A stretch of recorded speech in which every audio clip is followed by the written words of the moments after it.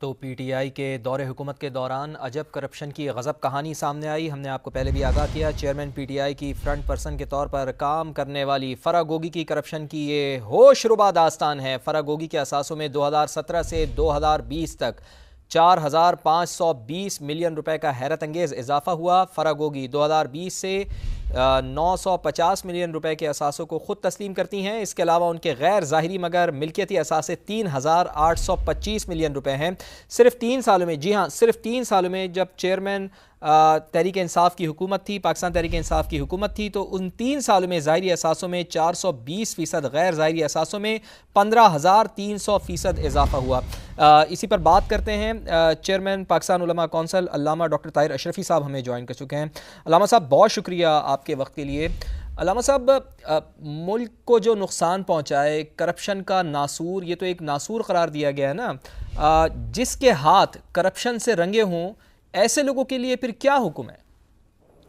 बिस्मिल्लाहिर्रहमानिर्रहीम, नहमदुहु व नुसल्ली व नुसल्लिमु अला रसूलिहिल करीम।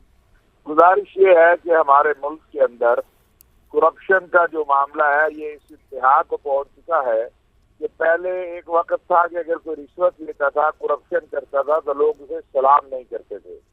अब जो रिश्वत लेता है, करप्शन करता है, लोग उसे सर पे बिठाते हैं।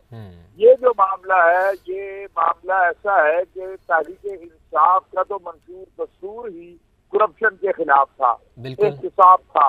बदकिस्मती की बात ये है कि ये बातें इस वक्त इमरान खान साहब हुकूमत में थे, उस वक्त भी उनके सामने आती रही, लाई जाती रही, उनके अपने लोग उन्हें बताते रहे, लेकिन उन्होंने कोई एक्शन नहीं लिया। अब ये खातून या इनका मियाँ या ये कोई पावर में तो नहीं थे, ये ना वजीर आला थे, ना वजीर आजम थे, ना कुछ थे। आखिर किस बिहाफ के ऊपर इतनी बड़ी करप्शन हुई? वो जो इनके सरपरस्त थे या वो जो इनके अहकामात पर अमल करने वाले थे, उन सबको कटहरे में लाना चाहिए। हमारे यहाँ बदकिस्मती ये है कि हम हर दूसरे तीसरे साल करप्शन की कहानियां सुनते हैं, लेकिन उसके बाद होता कुछ नहीं है। शवाहिद जब मौजूद है, और 2 साल हो गए खान साहब की हुकूमत को गए हुए, मैं समझता हूँ कि अगर शवाहिद मौजूद है, इतनी बड़ी करप्शन है, तो अदालतों से इनको सजाएं होनी चाहिए। जो मुल्क के अंदर है उनको सजा दे, जो मुल्क से बाहर है उन्हें लेकर आए। और ये निजाम एहतिसाब जो है और निजाम अदल, ये किसी मसलहत का शिकार नहीं होना चाहिए। बदकिस्मती है हमारे यहाँ, निजाम अदल और निजाम एहतिसाब मसलहतों का शिकार होता है। कोई भी करप्शन करे, ये सिर्फ इनका मामला नहीं है, जिसने भी करप्शन की है, मुल्क को लूटा है, उसको कटहरे में लाना चाहिए, सजा मिलनी चाहिए। कौम का एतमाद निजाम एहतिसाब पर बहाल होना चाहिए।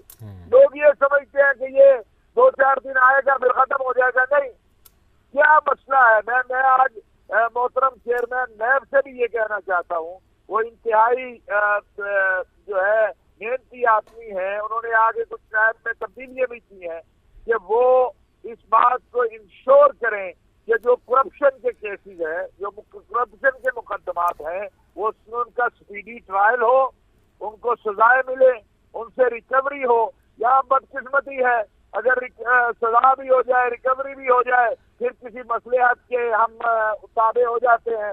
वो चीजें, वो रिकवरी हो, कौम को कौम का पैसा वापस मिले। हम एक डॉलर और एक जो है रुपए के लिए दुनिया की तरफ देखते हैं। अगर इन करप्ट लोगों का एहतिसाब हो, तो मैं समझता हूँ अरबों डॉलर तो इनसे इस कौम को मिल जाएंगे। हमें किसी से मांगने की जरूरत नहीं है, हम बाहर से मांग के लाते हैं। इमदाद हो, कर्जा हो, और खा ये करप्ट लोग जाते हैं, लूट ये करप्ट लोग जाते हैं।